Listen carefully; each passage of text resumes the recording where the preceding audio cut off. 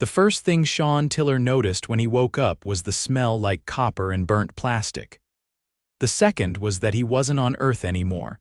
He sat up on the cot, his ribs sore from the crash harness. A transparent dome covered the ceiling above him, showing a swirl of violet gas clouds and binary stars turning slowly across the sky. His right wrist still bore the intake band from the International Xenobiological Exchange Program. A voice crackled through a speaker embedded near the ceiling. "You are conscious. Excellent. Please remain where you are. A xenopsychologist will attend shortly." Shawn rubbed his temples. "Yeah, you guys really know how to welcome someone." The door hissed open and something stepped in. It was tall, easily 7 feet slender, with a shimmering exoskin like polished obsidian and arms that split into 3 fingers at each wrist. The creature's eyes were a flat sea glass green, unblinking. "I am Nerun," it announced. "You submitted yourself as a voluntary participant in our fear response studies. You are the first human to do so." Shawn swung his legs off the cot and stood. His knees buckled slightly, but he caught himself. "Yeah, that's me. Shawn Tiller, I'm here to help." "Or, well, be terrified, I guess." Nerun tilted its head. "Your cognitive patterns do not match the anticipatory dread common in other species on arrival." "Curious. Maybe the coffee hasn't kicked in yet. We did not provide you with stimulants, exactly." Nerun didn't respond, which Shawn took to mean the joke had landed somewhere in the void. He followed the alien out of the chamber and into a corridor that pulsed with bioluminescent veins along the floor. The walls seemed to breathe. They passed several other beings short, translucent ones that drifted as if underwater, a squat creature with limbs like coiled springs, and a 6-eyed observer mounted on a floating disc. Shawn kept walking. He'd trained for this. Months of psychological screening, 3 weeks of gravity adaptation, and more vaccinations than he cared to count. The exchange program had asked for volunteers to test fear responses to apex predators on foreign worlds. Most candidates had backed out once they saw the footage. Shawn hadn't. He had his reasons. They reached a chamber with a viewing dome at the center. A pit yawned below the glass, descending some 50 feet. The walls were scored with claw marks. Broken bones littered the bottom. Nerun gestured toward the dome. "This is KH Lorok. It is the apex predator of our homeworld. It has no natural enemies, no known weaknesses. Over 98% of all species exposed to it exhibit immediate panic, cardiac distress, or catatonia. Some expire from sheer neural overload." Shawn leaned on the railing and peered down. Something moved in the dark. It was big, not in a monstrous, movie-style way, but lean, lethally efficient. He couldn't make out much, just the glint of 2 forward-facing eyes and a twitch of a tail that looked more like a blade than anything organic. "So what do I do?" "Wave at it." Nerun's eyes narrowed. "You will enter the chamber, alone. For 40 standard seconds, you will be monitored. The data will determine your species' neurosilience threshold." Shawn took a breath, then nodded. "Okay." "When?" "Now." Within minutes, he was in a containment suit, lightweight, no armor, and lowered by platform into the pit. The floor was uneven, scattered with debris. Every instinct in his body screamed at him to turn and run. Then the KH Lorok stepped into view. Its body was sinewy, with skin like stretched graphite and 6 legs that moved with unnatural silence. Its head was narrow, almost reptilian, but with eyes too intelligent, too focused. It watched him. Shawn didn't move. Seconds passed. His heart pounded. He clenched his fists to stop his hands from shaking. The KH Lorok circled him, not in anger, not in hunger, but interest. It sniffed the air, then growled low. A sound like sliding gravel. The lights overhead flickered. Shawn met its gaze, forcing himself to breathe evenly. Then the beast lunged. He rolled aside just in time, scraping his arm on a jagged rock and landing hard. Pain shot up his shoulder. The KH Lorok skidded around, tail striking the wall with a metallic clang. Shawn scrambled up, adrenaline surging. The countdown in his ear hit 30. He backed toward the wall, never turning his back. The KH Lorok followed, pacing slowly. The voice of a technician echoed through the earpiece. Cortisol levels spiking, heart rate elevated but within human tolerance. Subject remains conscious. Subject is gonna need new pants, Shawn muttered. The KH Lorok feinted left, then right. Shawn flinched. Behind him, something sharp dug into the back of his calf. 20 seconds. The beast lunged again. Shawn dove to the side and slammed into the stone wall. He felt something crack in his ribs. Pain exploded through his torso. He gasped, clutching his side. 15 seconds. The KH Lorok circled again, watching him crawl backwards. 10, it roared, a sound that made his vision blur. 5, Shawn closed his eyes. He didn't think. He just focused on counting. 4, 3, 2, 1. The floor vibrated. A platform beneath him lifted and he was yanked skyward. The KH Lorok leapt, claws swiping through the air inches from his leg. Then the chamber sealed. Shawn lay on the platform, chest heaving. Nerun stood above him. "You are injured." "Yeah," Shawn wheezed. "That thing hits like a freight train." He was escorted to the medbay and scanned. 2 cracked ribs, deep muscle bruising, no internal bleeding. A week of rest, maybe 2, before he could move normally again. Nerun visited him later that evening. "You remained conscious and cognitively functional throughout exposure. This is unprecedented." Shawn sipped water through a straw. "You guys expected me to faint or expire. Well, sorry to disappoint. It is not disappointment. It is fascination." Over the next few days, Nerun and his team ran tests. They replayed the footage frame by frame. They asked Shawn about every reaction, every thought, every instinct. He answered honestly. He didn't feel brave. He felt lucky. The second exposure was scheduled a week later. This time, no running. He was told to stand his ground, no motion. The beast approached again. Closer this time, Shawn's body screamed at him to flee, but he didn't move. It sniffed him, exhaled a hot, metallic breath against his face, then turned and walked away. After that, the data changed. Other species began reacting differently to KH Lorok simulations after watching footage of Shawn's encounter. Not less afraid, but more focused, more resilient. The alien scientists called it transference of defiance. Nerun approached him one morning with a proposal. "There is another specimen. More aggressive, wild, untamed. You are not required to face it." Shawn sat up slowly, still sore. "Why are you asking me then?" "Because you are the only one who does not run," he agreed. The next beast was worse. Faster, its claws left gashes in the walls. Shawn barely avoided a strike that would have torn his leg apart. He didn't escape unscathed. His left thigh was cut deep, requiring stitches and several days on crutches. But he survived, barely. The aliens began to study not just fear but recovery. Human tenacity. The way pain was integrated, not avoided.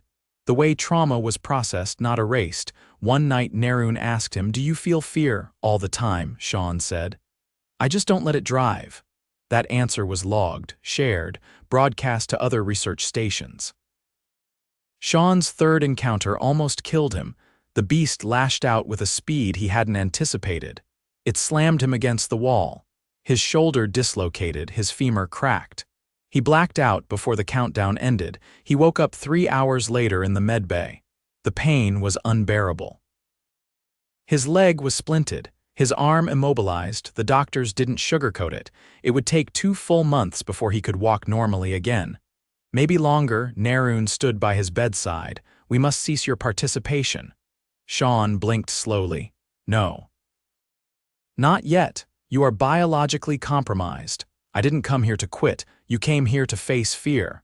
"I haven't finished yet." The rehabilitation was grueling. Physical therapy every morning, limited mobility. Progress measured in inches, but he kept going. The fourth encounter was optional. He insisted. This time he didn't flinch, he didn't run. When the beast roared, he roared back, and it stopped. It didn't attack. It simply backed away, the observation dome filled with stunned silence. Nerun watched the footage 10 times. "You projected aggression in response to imminent death." "I projected survival," Shawn corrected. The study was archived. The data showed that fear wasn't merely a response, it was a tool. and humans, for all their fragility, wielded it like a weapon. Fear didn't paralyze them, it sharpened them. Shawn returned to Earth 6 months later, still limping slightly, but intact. He was debriefed, thanked, and offered honors he didn't care for. Back home, when asked if he'd do it again, he gave the same answer every time. In a heartbeat. Because for Shawn Tiller, it wasn't about being fearless, it was about proving that fear didn't have to win. The joint in Shawn's right knee clicked every time he shifted weight onto it, which would have been annoying if he weren't also trying to keep his lungs from collapsing under the sudden pressure spike. "Atmosphere's thicker than advertised," he grunted, pressing a hand against the chamber wall to steady himself. "It has increased by 4% during your convalescence," Nerun said, observing from behind a translucent partition. Lorok molting seasons are associated with subtle environmental shifts. We did not anticipate the impact on mammalian respiration. Shawn exhaled through his teeth and muttered, "You might want to put that on the brochure." The recovery had taken longer than expected. 8 weeks of tissue repair, bone realignment, and reconditioning just to walk without dragging his foot. He'd been restricted to a low-gravity wing for the first 3 weeks, where simple tasks like brushing his teeth became a negotiation between muscle memory and mechanical limitations. The medical team, composed of 3 Drillari neurobiologists and an amphibious trauma specialist named Court, had been meticulous but impatient. Human healing, they'd complained, was both inconsistent and inefficient. He wasn't cleared for active exposure yet, but that hadn't stopped Nerun from requesting his presence in a new behavioral simulation chamber, one that didn't involve live apex predators, but something apparently adjacent. Shawn eyed the center of the room, where a cylindrical tank pulsed with a soft amber glow. Inside floated a creature roughly the size of a child, with translucent flippers and a face like a melted candle. It didn't move, but its eyes tracked him with unsettling accuracy. "What am I looking at?" Nerun gestured without looking. "That is a juvenile Thurashian mimic. It is empathically parasitic. It replicates emotional states in its host and amplifies them. We wish to document how it interacts with your species' limbic structure. So it's a mirror that messes with your head, crude but not incorrect." The tank hissed and began to lower into the floor. "Wait, you're letting it out. We must observe direct contact. Nerun, I still have stitches in my thigh. It feeds only on psychic emissions. You are in no physical danger." The mimic slithered from its container, gelatinous limbs dragging across the floor like wet cloth. It stopped 5 feet in front of Shawn and tilted its head, mirroring his posture. He stayed still for a moment. Nothing happened. Then, without warning, his throat tightened, not from fear but from something murkier. His stomach sank, a hollow pit opening beneath his ribs.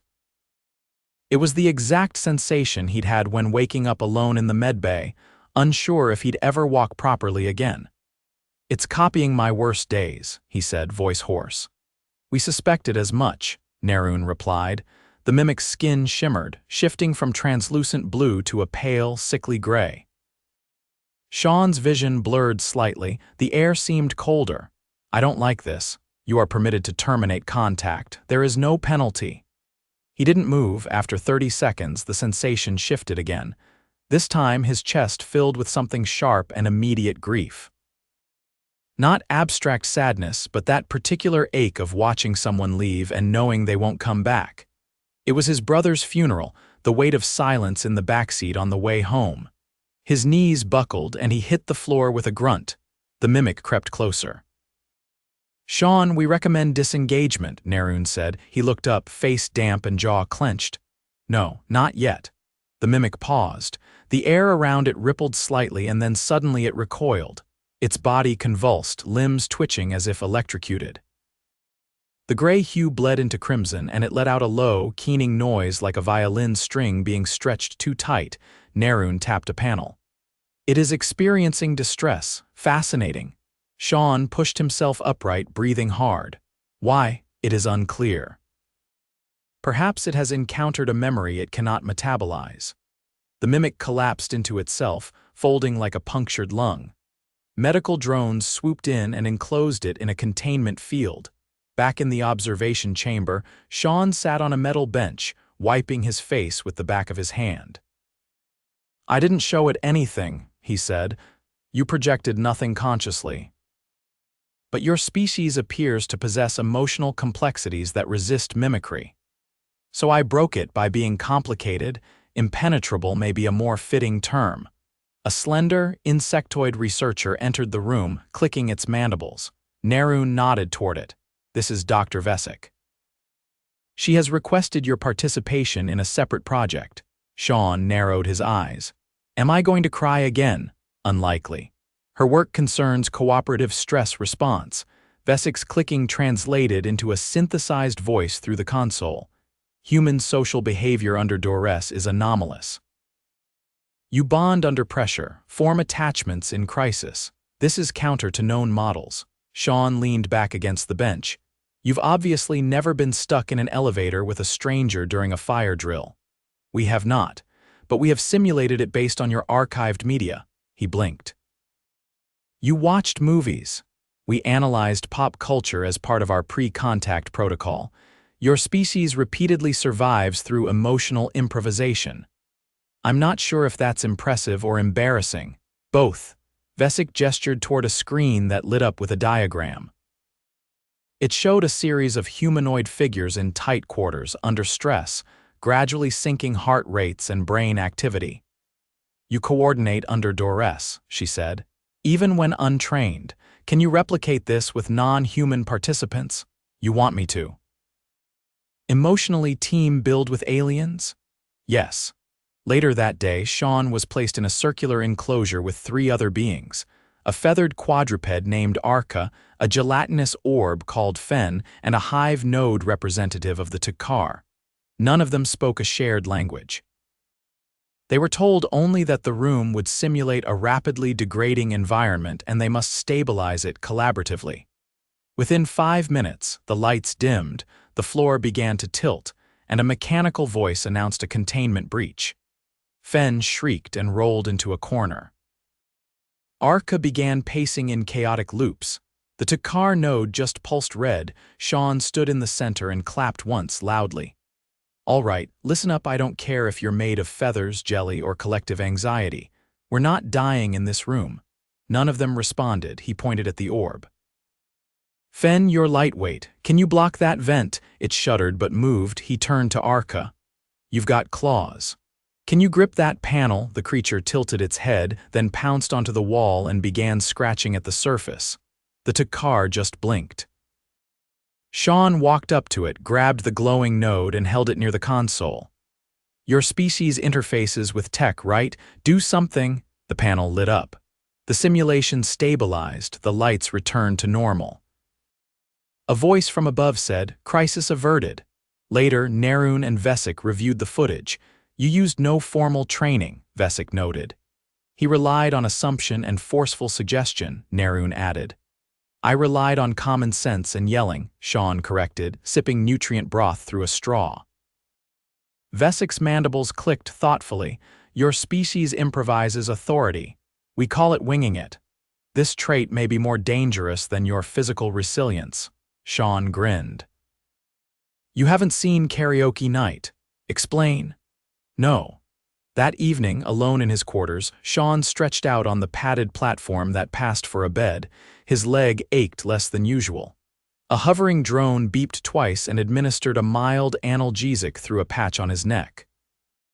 He stared at the ceiling where small motes of light drifted like plankton. A chime sounded. Nerun entered without waiting for permission. "We have received an inquiry from the Arca. They wish to know if you can be borrowed for an event known as conflict rehearsal." "You mean a fight simulation?" They described it as emotional predation theater. Shawn sat up slowly. "I'm in. We have not explained the rules." "Doesn't matter. I'll figure it out." Nerun paused. "You enjoy this, don't you?" Shawn shrugged. "I like seeing where the edge is, and then I like kicking it." Nerun recorded the statement. "Your psychological architecture remains baffling." "Yeah, well, welcome to the human condition." The lights dimmed as the station shifted into its nocturnal cycle. Somewhere behind the walls, the Lorak howled once low and long. Shawn closed his eyes and smiled faintly. Tomorrow would be interesting. The simulation room smelled faintly of sterilized foam and something not unlike pickled onions. Shawn sat cross-legged on the floor, rolling a small rubber sphere between his palms while 3 Arca circled him, each one twitching with anticipation. Their feathers had been dyed in vibrant streaks ceremonial, apparently. One had painted a jagged red line across its snout using what Shawn quickly discovered was fermented algae paste. The smell had been immediate and profound. "They're starting to hum again," he muttered. "They are attuning their biosonic fields," Vesic explained from behind a sealed panel. "It precedes collective aggression scenarios. Does it always sound like a broken dishwasher? That is a cultural misinterpretation." The Arca nearest to him barked a sharp note, then darted forward, wings flared wide. Shawn ducked instinctively, the rubber sphere flying from his hands and bouncing off a padded wall. Another Arca leapt after it, tail stiff, claws outstretched. "So this is theater?" Shawn asked, pressing his back to the floor as the third Arca mimed a pounce mere inches from his head. "Emotional predation theater," Vesic corrected. "You are performing the role of the destabilizing anomaly." "Why does that sound exactly like my last performance review?" The red-snouted Arca landed beside him and froze there, head cocked. Then it let out a whine long, low, and unmistakably fake. The others followed suit, slumping dramatically to the ground in what could only be described as synchronized sulking. Shawn pushed himself upright. "Did I win?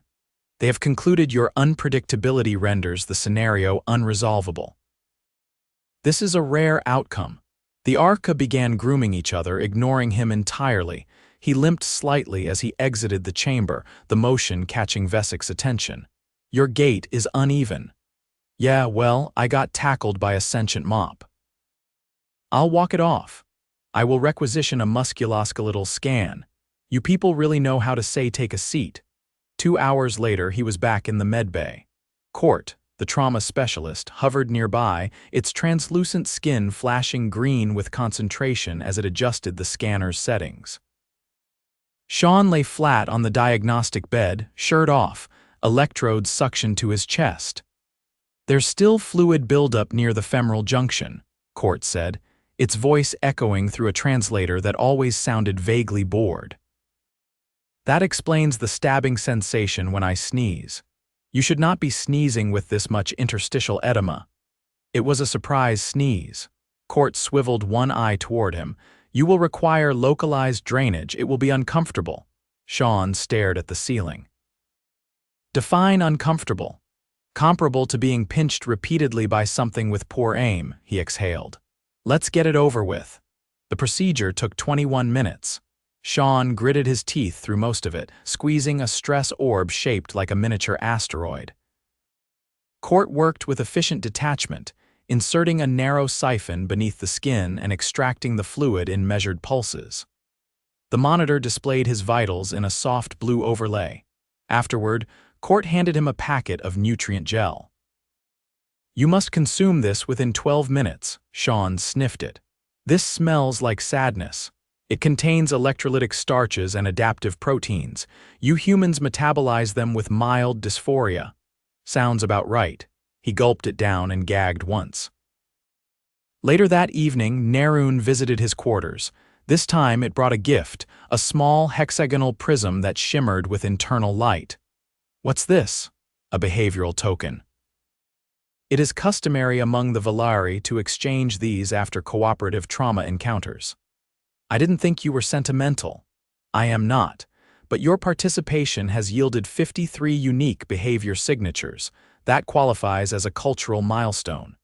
Shawn turned the prism over in his hand.